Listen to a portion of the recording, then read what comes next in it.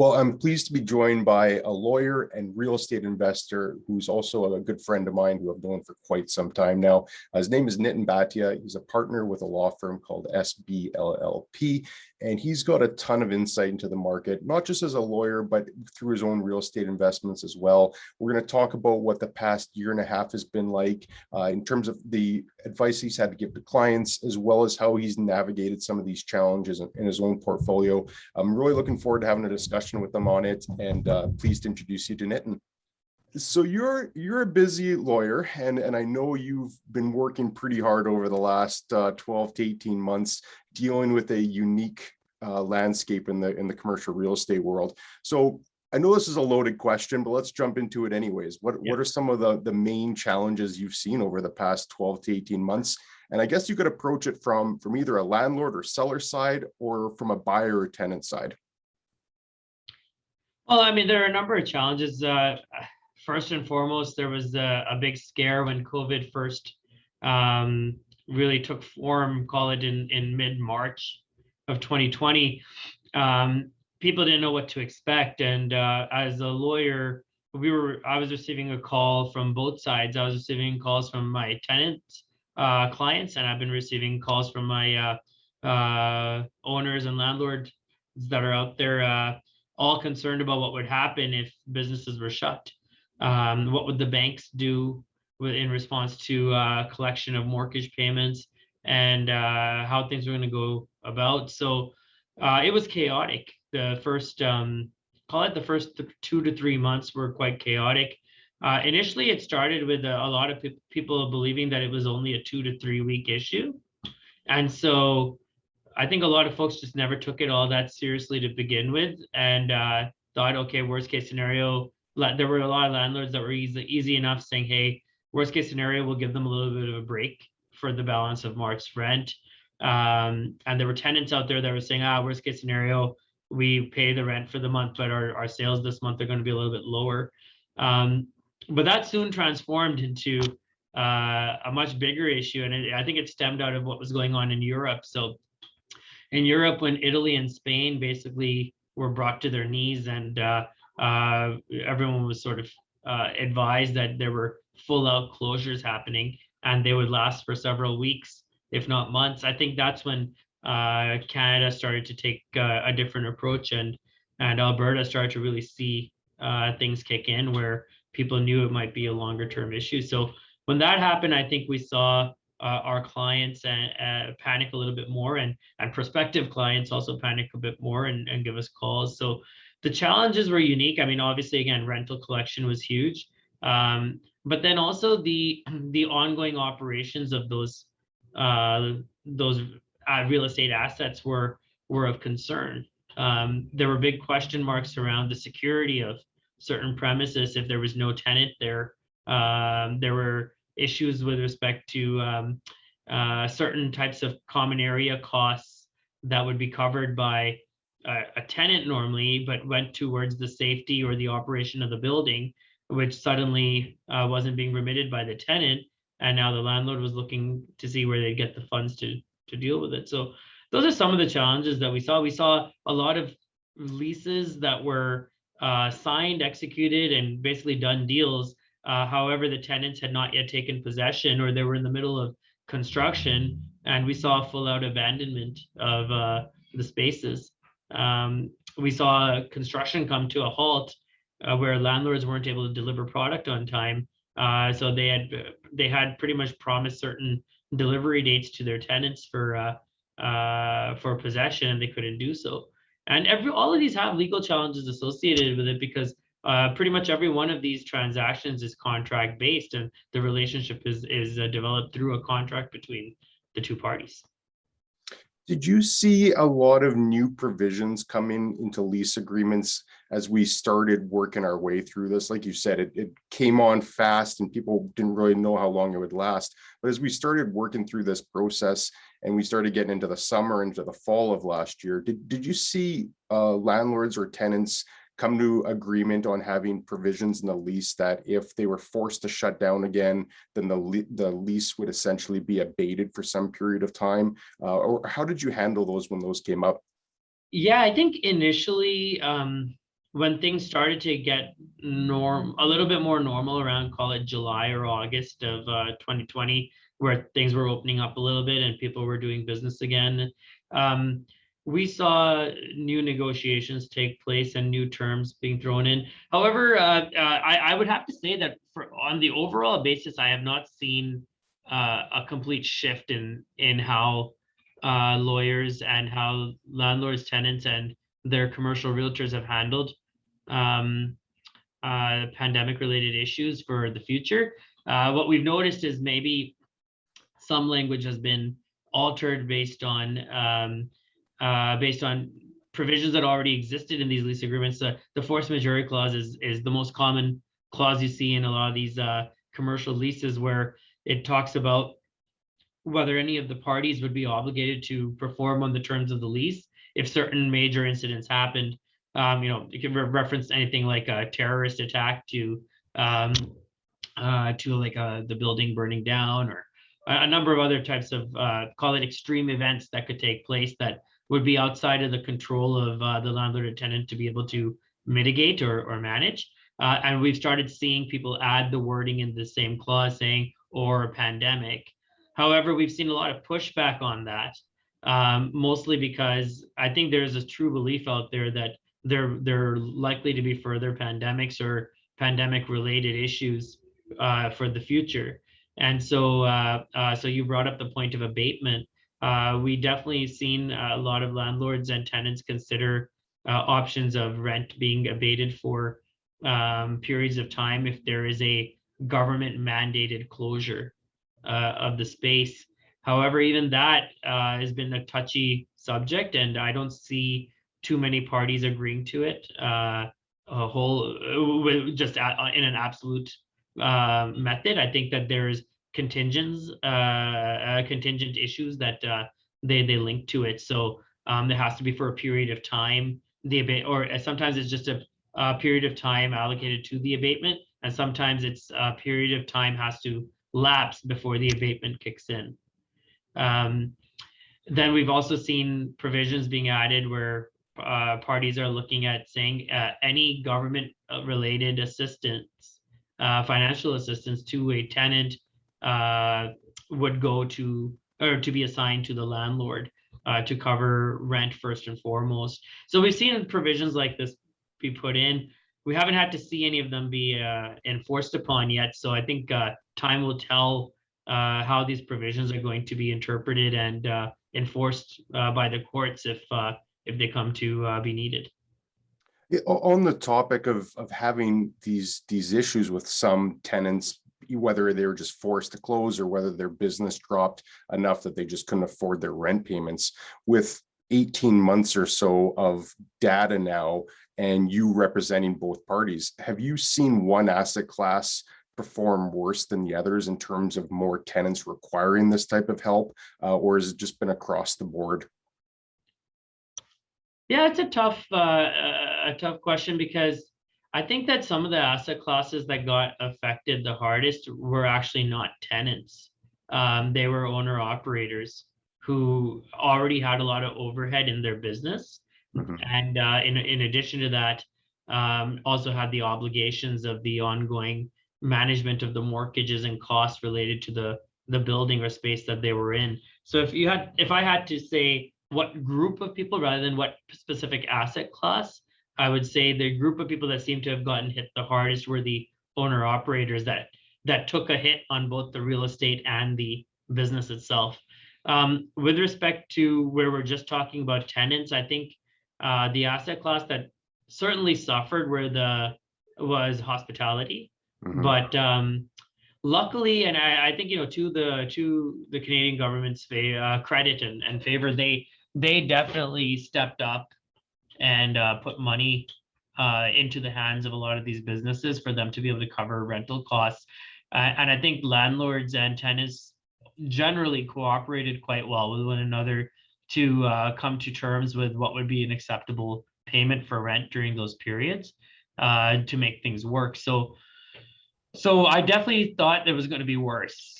And I think the hospitality sector came out okay because there was enough mobilization of funds quick enough. But But I know that that class suffered probably the hardest of all. Yeah, and I mean, quite often they operate on very thin margins at the best of times. So when they have a dramatic loss in revenue because they're not even able to be open, that's got to really hurt. I want to explore the owner operator side though, because I think there's a lot of implications on that side as well. Not only did the government spend a lot of money, virtually an unlimited amount of money that they figured they need to throw at this problem, they were prepared to do, but banks also allowed for mortgage deferrals, and different utility companies and even the municipalities temporarily pushed out their payments that were required. And that probably took a lot of stress off them. But some of these companies, particularly the ones that perhaps were running on a low margin or didn't have a lot of reserves in their bank account, still went through a lot of money, whether it's just payroll or general overhead. Have you seen any banks start taking a deeper look into just the financial statements of these companies, whether they had to take on more debt from the government, whether they had to just take on more debt in general? Have you seen banks take more scrutiny of companies that own their own real estate, of what their financial statements look like 18 months later? Well, I mean, have I seen it? I think to some degree. I think I've experienced it myself in some of the real estate holdings I own. However, I don't know if anyone's going out there, and any bank is going out there and openly advertising how they're scrutinizing these their various clients. But you can definitely see that there's a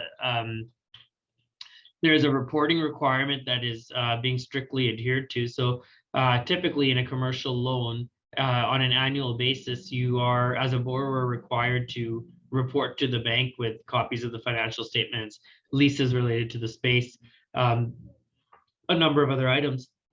And I think there was a little bit more of a loosey-goosey approach to it a few years ago, where you could be a few months late in providing that, and it was never really a big deal, even if you were contractually obligated to give it earlier. But now I think the deadlines are very, very firm, and I think that banks overall internally have an understanding that they don't want to see delays in the reporting, because they do believe overall that there is risk in the existing market and risk on their loan portfolio as a whole. So you're seeing that they're taking the steps very quickly to ensure that the reporting is being done on time. And yeah, are they looking at it to see whether the debt servicing is available to these companies and whether they're still healthy companies? Absolutely. Have we seen them call loans? I would say I've seen a couple that have already been called because the banks felt that they're not in the right debt servicing scenario. But that's, I think, still a while away. I do think it's coming, but I don't think it's happened at full throttle yet. I think that everyone's been waiting to see the recovery. Everyone's been waiting to see what happens when things properly open up and there are no restrictions. And I think banks are trying to be patient with their customers, and they would like to keep them on the books. But unless there's someone that's already basically showing, or an organization that's already showing that they've been bled dry, they don't have much left, I think banks are still giving them a little bit of opportunity to come out of it. And yeah, there's still a lot of enterprises that are relying on government subsidies, and we'll see how that shifts in September or October. I think a lot of the rental related subsidies are going to end, or right now are slated to end in October. So we'll see what happens after those end. Yeah, going back to your point about the annual reporting, not only does it take a lot of work to put that together, but you have the pleasure of paying for it as well. So yeah, that's one of the fun parts about owning commercial real estate. You have to do that annually, and then you have to pay for that as well. So that's fun times. Right. And it's not cheap. And keep in mind, it requires a fair bit of organization on your part, right? Yeah, to provide all the right information and all. And again, with the chaos that COVID created, I think there's a lot of businesses, a lot of real estate owners that are that have their matters in some disarray, and it's probably not the easiest time to be putting together reports and showing and trying to also explain what happened, because your lease agreement says that you collect X. Your pro forma says that you're going to collect X, but how come you collected Y? And when you explain that that Y is because you couldn't collect all of it due to COVID, then the next question is, okay, but then did you get a government subsidy? Did you get this? Did you get this? How did you recuperate it? And what did you forgive? And are you planning to collect it from your tenant in the future? All these questions have been coming up. And, when you have an enterprise that maybe employs a CPA or employs a team of that, is one thing. They can do that. That's their job. But if you own a couple of pieces of real estate, you're managing those things yourself, it can become quite challenging. Oh, let's go into that a little bit more, because you've mentioned that you own some real estate yourself, and you and I have talked about this a lot over the last 18 months of just the level of stress that started at the beginning of COVID coming on just how uncertain we were about how our holdings were going to fare in that first couple of months. And then it kind of transitioned to the government's propping things up, and if people wanted to defer their mortgages, they could. So our tension definitely eased from probably like a peak of April or May last year to us being a lot more level-headed and confident now.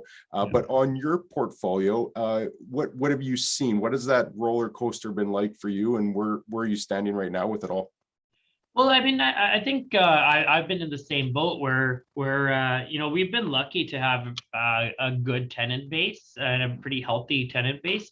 I'd say 75% of our tenants are mom and pop, but they're healthy businesses, and there's about 25% that is probably considered national level or international level, and generally speaking, you would think that they're also quite healthy. However, they're usually more expensive operations, and so those businesses got hit probably a little bit harder than some of the mom and pops, because at least with the mom and pops, these are family-owned businesses. Family steps up, and family finds a way to deal with things even if they're not getting paid a salary to do so. So a lot of those businesses were carried by the fact that they just put in more hours as owners into the space. But some of the larger enterprises, they faced a lot of challenges. And yeah, so for us in our portfolio, I'd say we still have a few tenants that are still playing catch up from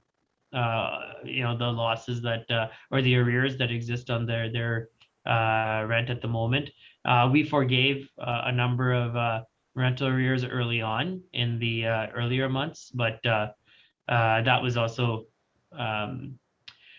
it's strategic business decisions for everybody. The landlords are not looking to have empty buildings, and so if there was a way to forgive a portion and make it work so everybody takes a little bit of a hit and keeps going forward, we were open to doing that, and we did. And I think for the most part, our tenants, I hope at least, have appreciated that, and that's why I think they're doing okay today. And I think we had 2 tenants out of our portfolio that ended up having to close down. But we helped them, and we tried to help them fight the good fight as long as they could. But it just, there were other factors involved in those ones. And luckily, we filled those spaces. So there, as you mentioned earlier, there's definitely still movement, and there's definitely still people.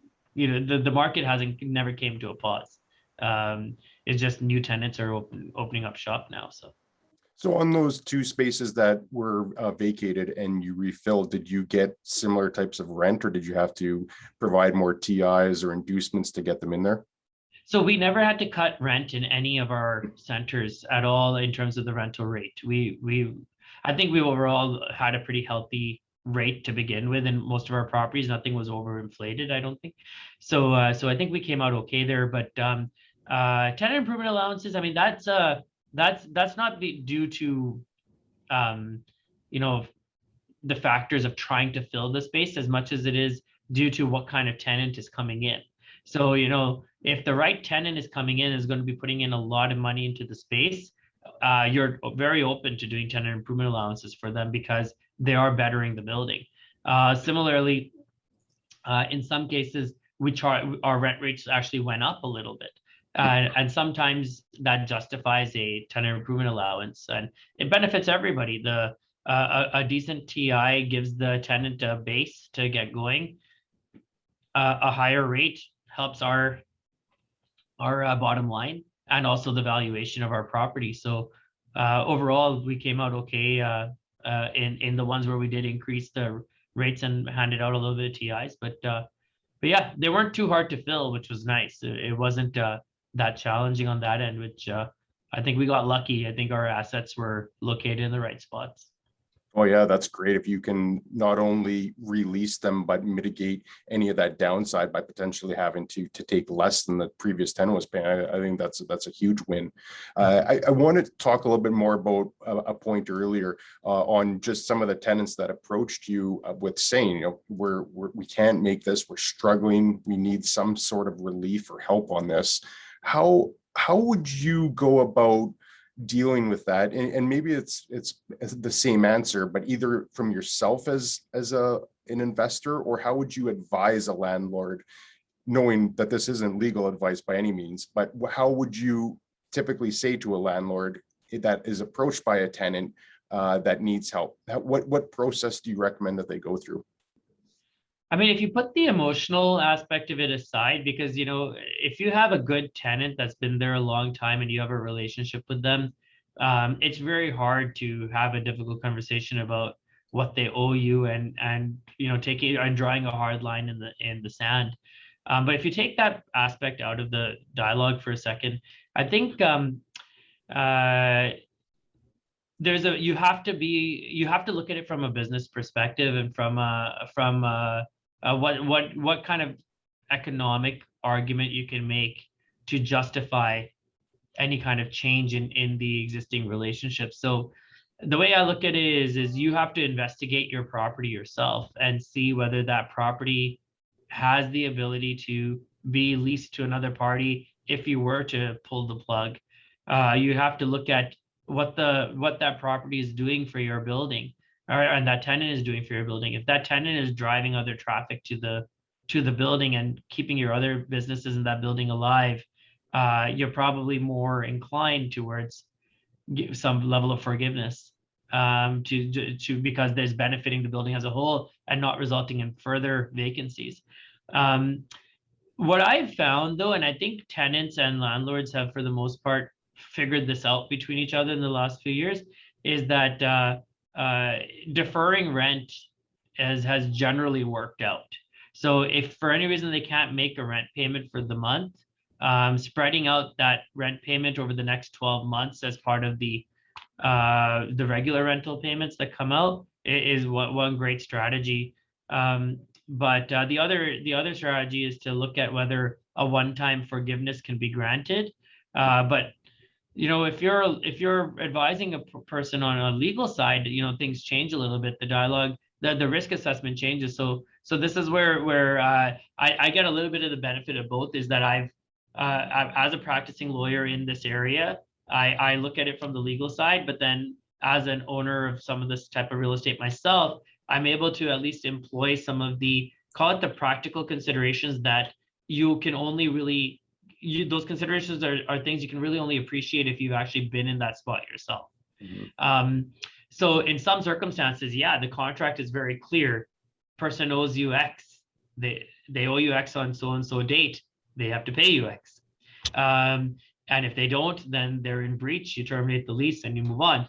But the practical considerations are some of the things I've mentioned. Is you have to look at whether that tenant is providing value, whether you believe in their long-term ability to last in that space, and whether you think that this is more of a rough patch and they'll easily be able to pay it. So deferring the rent or breaking it up over a longer period of time where there's installments towards it is a great approach. And a highly recommended approach, even on the legal side, is to give those parties a chance and avoid litigation and the gamble of not necessarily being able to collect anything. That's great advice in general, not even withstanding the fact that we're in the middle of a pandemic and that's front and center for a lot of people. But I think that that's fantastic advice anytime if you have a tenant that can't make it. And instead of just going to the full extent of the law to enforce their contractual obligations under the lease, it's to actually open up the hood and take a closer look at what that means if you have to kick the tenant out and any of the extra costs of litigation. So I think that's a fantastic point. I think that's really great advice coming from you, particularly as an investor yourself, as well as with a law background. Going forward now we're coming back into the fall. We're hoping that there's not going to be a fourth wave, and I think people are all kind of just collectively holding their breath that we're through the thick of this. What do you foresee coming into hopefully a normal patch of time, ignoring for the time being that we might have another wave of this? Let's just keep our fingers crossed that we don't. What do you see coming into the later part of 2021 and into 2022?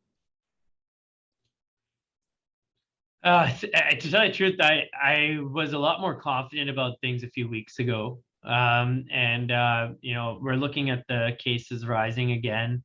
We're looking at the Delta variant, the Delta double plus variant. At some point, there's going to be a Delta Pro Max and extra light and everything else that comes out.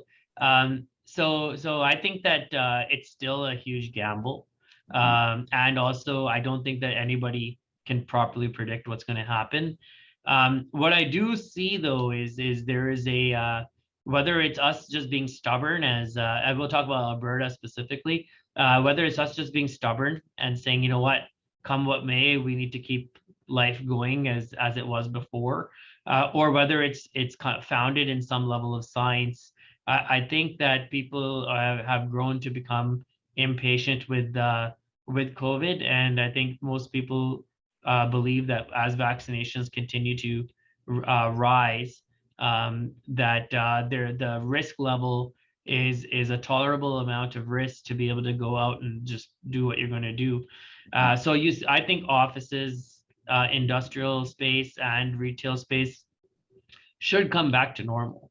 But a side note, I think this is really an interesting little observation that has come up in dialogue with amongst a few of us in the last few weeks, is that due to what's happened with COVID and due to massive losses caused by in certain real estate sectors in that period, we actually saw a lot of big money leave Alberta and Alberta real estate. But obviously, the real estate can't leave. The real estate is present right here. And so when someone leaves, someone else comes in to take it. There were a lot of people, if you recall, just 3 or 4 years ago, a lot of people phoning up their commercial realtors and saying, I'm looking for a plaza, I'm looking for an office building, I'm looking for an industrial bay, I'm looking for a 6.5% or 7% cap return. This is the kind of price range I'm willing to play with. And what was the answer that every realtor was giving you back then? Good luck. Yeah. Get in line. Yeah. Say that this is the 12th call I've had on the same issue today. Now, when all these people have exited over the last 2 years, there's been entries from all these Albertan-based companies that wanted to own or get in that space, but could never get into it because there were companies from Ontario and worldwide that owned these assets. So what's happened is opportunity has again shown itself. So you've asked, what do I see happening in the balance of 2021 and going into 2022? I see more and more investor confidence from people within Alberta. I see people here saying, hey, I was waiting a long time. There's this opportunity. And before that next pension fund shows up and buys up the building, I'm going to take a stab at it. So I do see that happening. I think you're going to see a lot of money stay, but that's from local people here. And that's not a bad thing. It's not a bad thing to have your own province heavily invested in your own property, because that's far more stable than having it from other sources where they're willing, if they have to pull the plug, they're willing to really bring the prices down to make it happen. And once the prices go down, it's a domino effect. It's very hard to control that. So I think that I'm confident about the assets being absorbed. I'm less confident about whether it'll be stable, though. I think stability comes over time, and I think until we're not truly out of the pandemic, it's hard to predict stability. Those are very well said answer. And I like how your response to me asking you to ignore COVID for a moment, you're like, I can't ignore COVID. Yeah. It's very front and center right now. And that is true. Maybe there's just a part of me that hopes it goes away. But as long as there's that pressure on ICU beds and just hospital overload in general, I think we have to keep that in the back of our minds. And as cases rise and hospitals become overwhelmed. My wife's a nurse, and it's a stressful environment at the hospital. So I think we all do need to be cognizant of that. Hopefully we don't enter into a fourth wave and things do just get back to normal. But I do agree with your sentiment. There's going to be a lot of unpredictability coming into the fall here. And I guess all we can do is just hold our collective breath on it. Yeah. Are you still looking at assets yourself to pick up, or are you just waiting to see how things level out and make a play accordingly?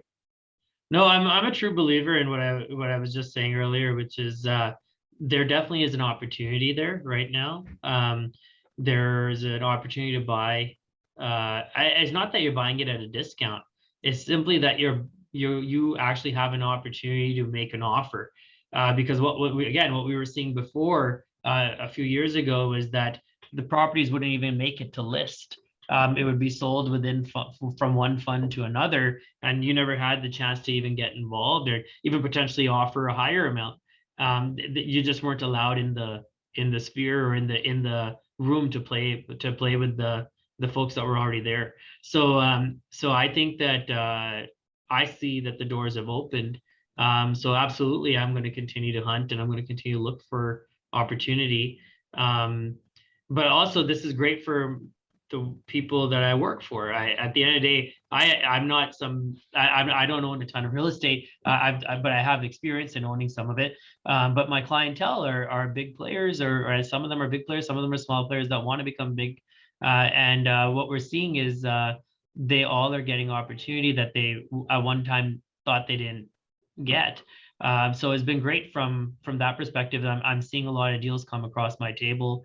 I'm seeing deals getting done, and I'm seeing some very happy buyers out there who realize that they've got an opportunity to build wealth for themselves. I'm just really glad to see that they're Albertan based and that they live within our community. They're people that if they're generating wealth for themselves, it's likely going to spread within our cities here and give us all an opportunity to work for them. Well, I think that is an absolutely great message to end on. So really do appreciate your time on that. If people want to connect with you, what's the best way for them to reach out to you? Well, the best way is to go to www.sb-llp.com, and you can find everything about myself and my firm on the profile there. Otherwise, connect with me on LinkedIn and give me a call anytime. And I'd love to talk to anyone about either topic, really, on the legal side or on the investor side, and see what else we can drum up for our province here. That's awesome. I'll put links to both of those in the description as well. And Nitin, thanks again. Really do appreciate it. Thanks, Chad. Okay, talk soon. Well, as you could tell, Nitin is a super passionate and informative guy, and I always cherish the time that I get to spend with him. I hope you enjoyed that session. If you want to see more like this, I've got a number of guests coming up in the later part of 2021 here, and I'm really excited to just share all these awesome guests that I have and get their insights into it. If you want to learn more about it and follow along, please consider subscribing below, and I hope to catch you in the next video. Thanks.